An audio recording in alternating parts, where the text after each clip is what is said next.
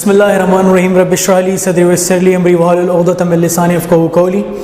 Assalamu alaikum little kids. This is Shehroz Abdullah and today we are going to discuss the new chapter number 11, that is sound. If you remember, in the previous lecture we have done with the previous chapter, that is chapter number 10, simple harmonic and waves, and we have done all of the topics in that. We have done with the conceptual questions, we have done with the all numericals, we have done with all of the MCQs with their solution manuals, right? And we have finished the first chapter number 10, and now we are going to start with chapter number 11, that is sound. Now what we do with sound, look, first of all we need to understand what is sound. Sound is actually a sensation of hearing produced in our ears, known as what? Known as sound. The sensation of hearing produced in our ears, known as sound. We can also say that the stimulus due to which sounding body is capable of producing sensation of hearing, this is what we call sound. Next thing we need to understand how sound is produced. Do remember one thing: whenever there is a disturbance in a medium, there must produce some sound. For example, this is dice available. Look, I'm tapping it. I'm producing disturbance in it, there will produce a sound. Do remember one thing: whenever they produce a disturbance in a medium, there produces sound. Is it clear? Now next thing we understand what is nature of sound. If you remember, in the previous chapter we have discussed with waves. There were different type of waves. First thing we have discussed mechanical waves. There was transverse waves, there was longitudinal waves. In longitudinal waves we have discussed the example of sound. Because sound is what? Sound is actually a longitudinal wave. It consists of compressions and rarefactions. What is compressions? It is a region of higher molecular density. What is rarefaction? It is a region of lower molecular density. Is it clear? It can be very detailedly explained if you consider a tuning fork. Let's suppose we are having a tuning fork. We hit it with a rubber pad. You have a tuning fork, you hit it with rubber pad. When you hit it, what is going to happen? There are two prongs in a tuning fork. Say this is prong A, this is prong B.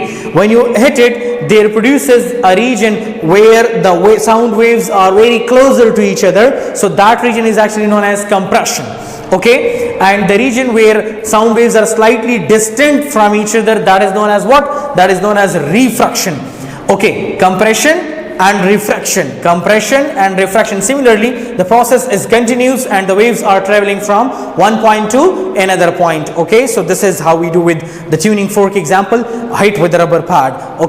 Now what we do, we discuss what are the necessary conditions for the production of sound. The first is vibrating body. I have told you earlier that whenever there is a disturbance in a medium, there must produce sound. For producing sound, first thing which is very important and necessary, that is vibrating body. If a body vibrates, then there produces sound. If a body does not vibrate, so how can the sound produce? For the production of sound, vibrating body is necessary. Second, transmitting medium is necessary. Transmitting medium means water, liquid, gas, solid. All these things comes under what? These comes under transmitting medium. It consists of air, water, all the liquid, solid, gases, and all these things may come in the transmitting medium. Then we have hearing device. Vibrating body is vibrated, sound is produced. Done ho gaya? The same sound is transferring or traveling through a certain media, for example water, solid, air, gas, liquid, whatever. And it reaches to your ear. Human ear is working as a hearing device. Whenever it comes to your ear, what does it do? It strikes with the eardrum. Eardrum starts again vibrating. When the eardrum vibrates, there is a signal sent to your central nervous system, what we call CNS, central nervous system. Fine. So your brain is now deciding what to do. Right. So this is how we do with it, with vibrating body, transmitting medium, and hearing device, right? You must have heard that the impaired people, those who can't hear a thing properly. So what we do, they are using an artificial hearing device in their ears. What is the function of that artificial device? The basic function of that artificial device is to produce a specific vibration, to provide a specific energy to their eardrum, so that eardrum can vibrate. When their eardrum will vibrate with appropriate frequency, there will be a proper signal sent to their brain, to their central nervous system, what we call CNS system, and this will be decided, and the things will be decided, and decision will be taken by the upper hand, right? So this is characteristics of sound. In our real life, if you understand, like if you observe that we are able to distinguish between various sounds. For example, sound of table tapping, okay, azan, music, guitar, tilawat, hammering, car horn, all these sounds we are able to distinguish. We need to understand that what are the basic criteria, what are the things which enables us to differentiate between these sounds. Okay, in physics we are concerned with characteristics of sound. On behalf of characteristics of sound, we are able to distinguish between various sounds. Look how. What is characteristics of sound? The characteristic features on behalf of which we can distinguish various sounds, known as what? Characteristics of sound. Like those features, those things which enables us to distinguish between various sounds, this is what we call characteristics of sound. Basically we are having 4 characteristics which enables us to distinguish between different sound. The first, let's discuss this concept map. The first is loudness of sound, second is intensity of sound, third is pitch of sound, and fourth is quality of sound. These 4 basic things enables us to make difference between various sound. For example, what is loudness of sound? Loudness of sound is basically the energy present in the sound. More the energy present in the sound, more will be the louder sound. Okay, if the less energy is present in the sound, less louder the sound considered will be. Okay, now there are some factors on which loudness depends. The first factor is area of vibrating body. Like if the area of vibrating body is more will be the loudness of sound, and if the area of vibrating body is less will be the loudness of sound. For example, you have 2 things. The first is dole and the second is dolak, right? Dole means the small duff type of thing, right? Dole means big army drum, okay, while dolak means small, that is used in the houses, right? Okay, since the dole area is very greater than that of dolak, right, so that's why it produces greater sound. Okay, similarly with that of dolak, since the area is less, it produces less loud sound. Okay, then we are having amplitude of vibration. So we can say that the amplitude of vibration through dole is much more greater than that of dolak. That is why it produces greater loudness of sound. The third is distance from the vibrating body. Distance from the vibrating body is quite simple. Look, if a person is standing on a train station and the train is coming from a very distant place, right? The person hears a very low sound over there. Why? What is the reason behind that? The reason behind that is the person who is standing, his ears are working as a hearing device, while the train is working as a vibrating body. Since the distance is very long, okay, distance is very long, that is why the person hears less loud sound. Now, what happened? The same person when standing, when the same train is standing on the train station. So what happens over there? The same person hear the very loud sound. Why? Because receiver mean hearing device mean the ear, and the vibrating body means train has very less distance. Distance will be less, more louder will be the sound. More the distance, less louder will be the sound. Okay, next we are having material in which the sound travels. There, you know there are different medias on which the speed of sound is different, right? Speed of sound in different medias is different. For example, it's different for solid, it's different for liquids, it's different for gases. For different media, it is different, Okay, we will discuss different exact values and speed of sound topic when we will discuss it over there. Okay, so in different media, solid, liquid, gases, speed of sound varies, and different medias the speed of sound value is also different. Done ho gaya? Okay. Next we are coming towards intensity of sound. You know, intensity of sound is quite simple. It says how much energy is transported in 1 second per unit area. We can say that in unit area, in 1 second, how much energy is transported. Sound energy we are talking about, you know. Okay, so that is what we call intensity of sound. We can define it like this: energy transported per unit time per unit area is known as what? Intensity of sound. We can write it like this also: I is equal to E divided by AT. You know, and energy per unit time is also known as power. We have read in class 9th, right? In chapter number 6, work energy. In that chapter we have done with that, right? So energy by time is known as power, so we will replace it by P, and area will remain as it is. You know, actually it is measured in watt per square meter, but the SI unit for measuring intensity of sound is watt per square meter, W/m power 2. Okay, and we actually measure it in picowatt per square meter, and do remember that picowatt per square meter is equal to, as that picowatt per square meter is equal to 1 into 10 to the power minus 12 watt per square meter.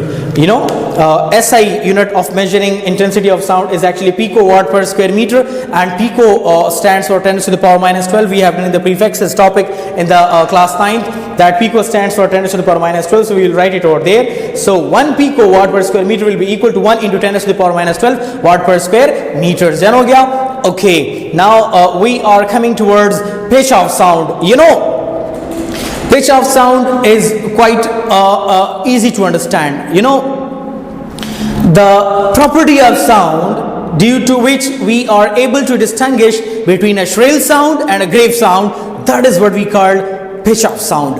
You know, we can easily distinguish between the sound of a woman and a man. Why? Because of their pitch. Okay, look, pitch of sound is actually the property of sound which enables us to distinguish between a shrill and grave sound. That is what we call pitch of sound. Okay, do remember one thing: pitch of sound is very directly proportional to what? Pitch is directly proportional to what? Frequency. Now, directly proportional means if frequency will be less, pitch will be less, and sound will be grave. For example, man sound. Okay, frequency is greater, pitch will be greater, so sound will be what? Shrill. That is woman sound. Okay. Now do remember one thing. Let me give you an easy example. For example, you are having a bicycle, right? And a small cardboard piece you are having in your hand, right? What do? You actually rotate the bicycle wheel slowly, okay, and touch the cardboard piece with the one of the axle of it, right? You will hear a very loud sound over there. Why? Because rotation is less, frequency is less, number of cycles per second is less. Less is the rotation, number of cycles per second is less, mean frequency is less. When frequency is less, automatically pitch will be less. When pitch will be less, automatically it will produce what? Grave sound, heavy sound, loaded sound. Okay, now what we do? We rotate the same wheel with a fast speed. When you rotate it with fast speed, what is actually happening over there? More is the frequency, number of cycles per second is more. When more is the number of cycles per second, what will be more? Pitch will be more. When pitch will be more, when you touch the same cardboard with one of the axle of it, it produces a shrill sound over there. You can perform it practically at home as well, right? So a woman sound is also shrill. So you will hear in the fast moving wheel case shrill sound, right? So this is one of the example. You can do it easily at home, right? Okay, now we are going to do with last quality of like last property or last characteristic of sound, that is basically quality of sound. You know, quality of sound is quite interesting.